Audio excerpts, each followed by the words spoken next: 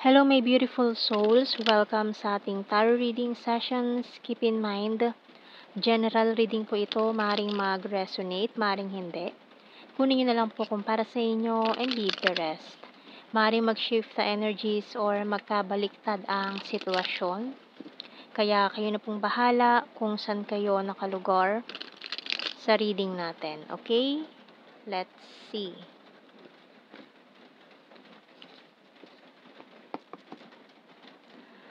First card is the Seven of Wands and the Strength card. Two of Pentacles and the Ten of Swords.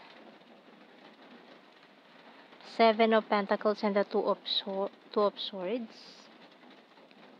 Justice. Ayan, Tower. So, hindi tayo nakaligtas sa Tower card ngayon. Ayan. So, bottom card, Two of Cups. So, we have here 2, 2, and 2.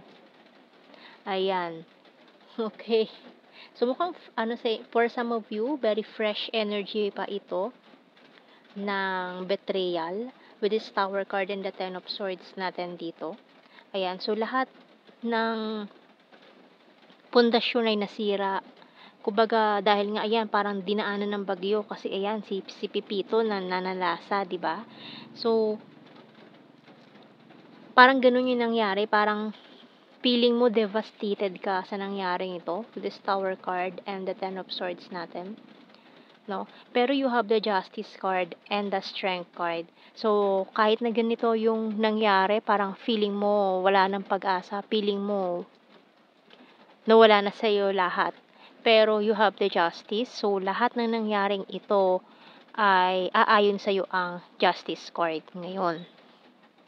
So, sa'yo pa rin aayon ang tadhana. Lalo na kung may kinahaharap kayo na mga legal matters.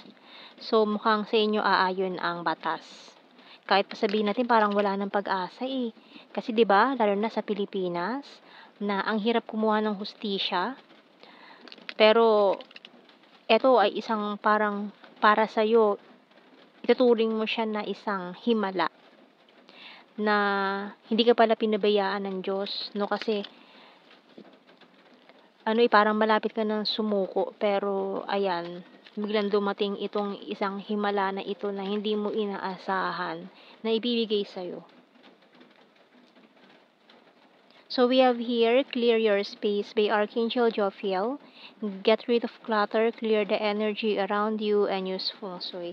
So, kailangan mo nang i-eliminate lahat ng mga bagay na nakakapagpaalala sa iyo sa mga hindi magandang nangyari ito from the past.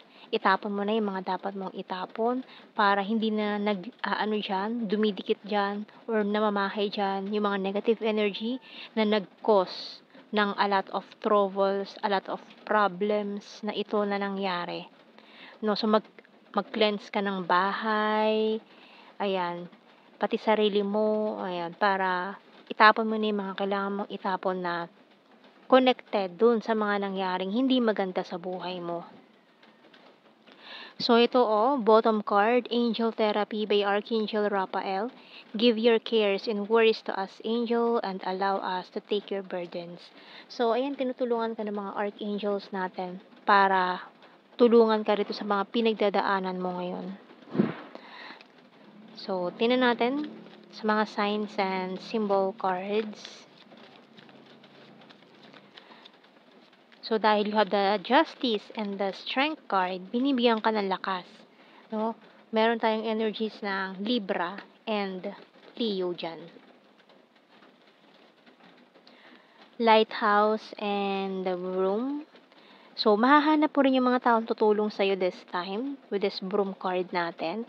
So, talaga, kasi mahirap pag isang stick lang ang gumalaw, hindi mo malilinis, hindi mo ma-declutter ang buong area. So, kailangan mo ng tulong.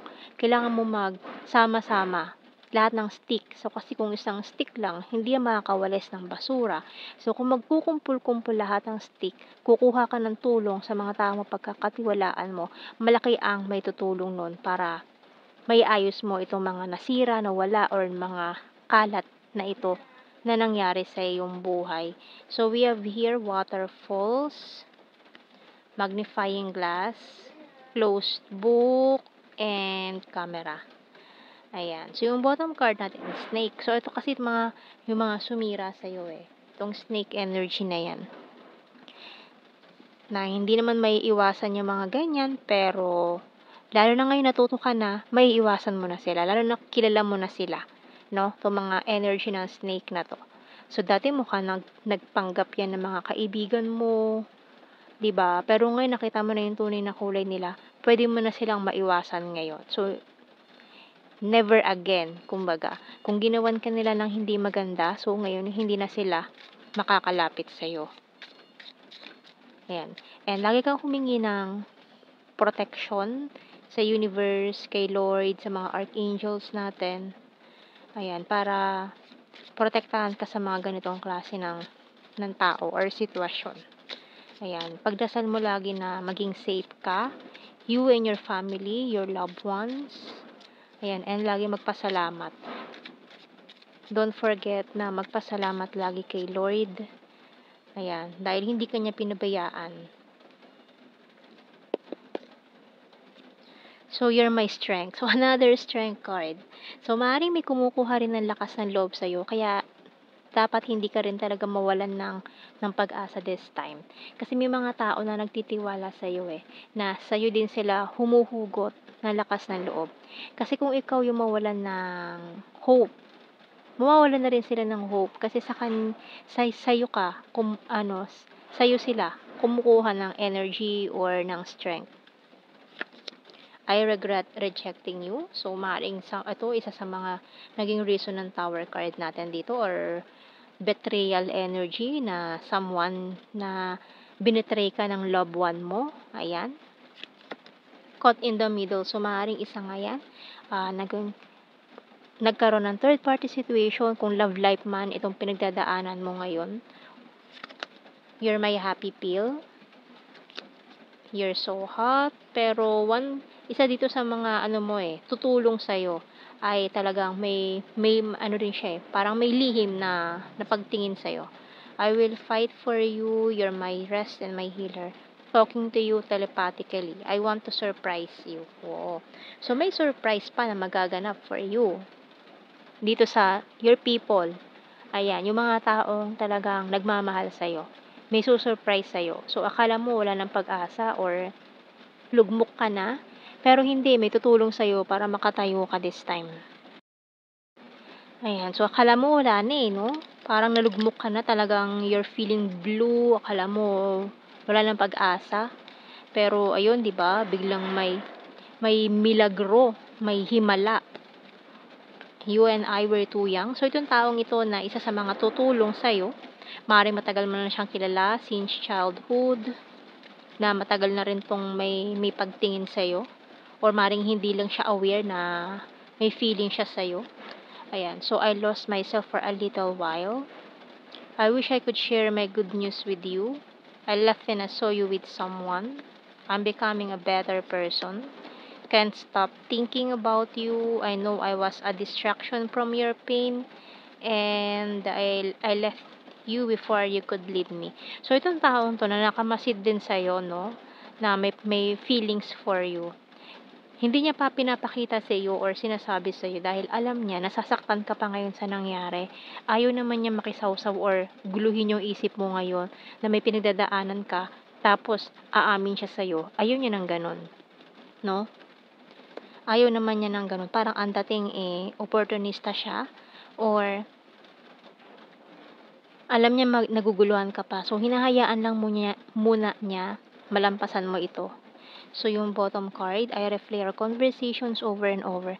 Kasi nga itong taong ito na maaaring nanakit sa'yo, ay totally hindi pa rin siya nawawala sa sistema mo.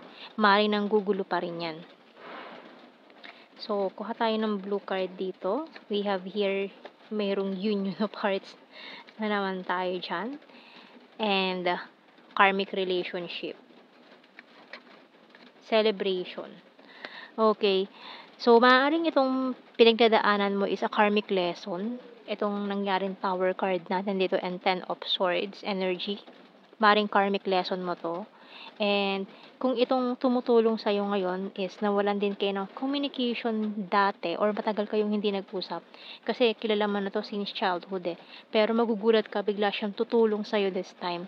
Kasi nga, hindi naman sa hidden agenda 'no, pero concern siya sa'yo.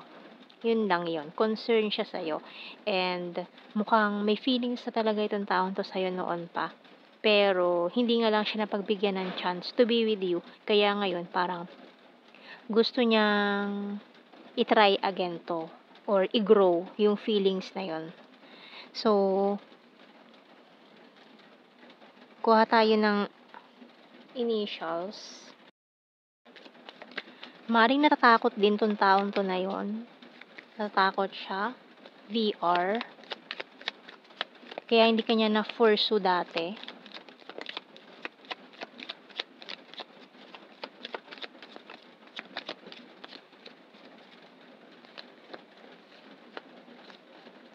Z, U,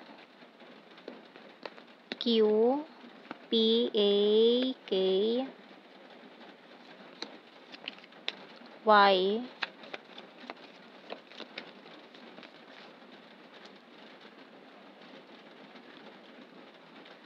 H, X, T. Letter E ang bottom card. So, let's see sa general signs and messages. Ayan, so very na to, madali na tong maunawaan at hindi na natin kailangan i-explain more details. Ayan, kasi ito ay keywords na lang. So, we have here beautiful, fantastic friend. Ayan, so maaaring ito nga isa sa mga kaibigan mo na tumulong sa'yo this time na mukhang matagal na rin kayong walang communication. Kasi, para parang siguro matagal na rin talaga niya nilihim 'to, hindi niya sinabi sa'yo na may feeling siya. Kasi nga parang alam niya na iba yung gusto mo nung mga panahong yun or may karelasyon ka na ito nga, tas sinaktan ka lang, 'di ba? So, we have here party animal, November. Ayan, ngayon. No, bago siguro matapos ang November. Ayan, maaaring sabihin niya yan. 10, chaser, Taurus, travel, sword is air sign, Gemini, Libra, Aquarius, rainy season, Gemini, Visayas, may other country, perfect smile, very loyal, August, friendly, sarcastic, and emotional. Ayan, so very emotional to. Lalo na nung nalaman nitong taong to na ganun yung ginawa sa'yo nung taong nanakit sa'yo. So, talagang gusto niya maghiganti rin doon sa taong yon, no? Gusto kanyang ipaglaban or iganti, no? So, yan ang ating reading, my beautiful souls. Thank you for watching. Take care and God bless. See you in our next reading, guys. Bye-bye.